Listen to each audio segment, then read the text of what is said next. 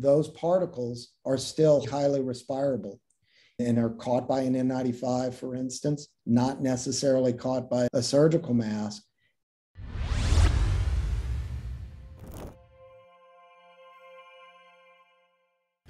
We have the N95s, the ones that will block 95% of aerosols 0.3 micron and above that are non-oily. That's the official designation. So why are some people wearing N95s? Well, N95s and what they're made up of, the matrix, the substrate that N95s are made up of, are such that you have to pull air through it and the fit around your face. And when you pull air through it, that matrix is engineered to catch all particles of 0.3 micron and above that are non-oily.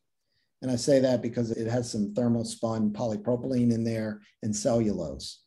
Now you can feel, if anybody out there, which I'm sure they have, has worn an N95, it's hard to breathe through them. They're not very comfortable. Oh, and a half hour breathing through an N95 is I know I get worn out from it, but you're providing the energy to collect those aerosols. Similarly, when you breathe out, it's pushing out. That's why you can't wear the N95s with the little exhalation valve on airplanes and that kind of thing, because it's not protecting others from you if you're sick.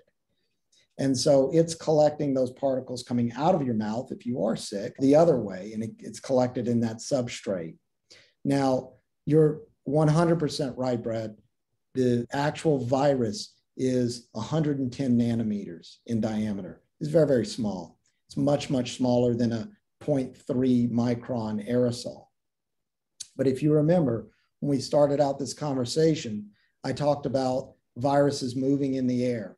They cannot, especially coronaviruses because of their morphology, how they're built, cannot move in the air by themselves. They have to be a constituent of a bioaerosol that is made up of the exhaled breath particles that you breathe out or other things, usually liquid and liquid media, whatever that may be. And those particles are still highly respirable and are caught by an N95, for instance, not necessarily caught by a surgical mask. And there may be multiple components in a single aerosol, including that virus.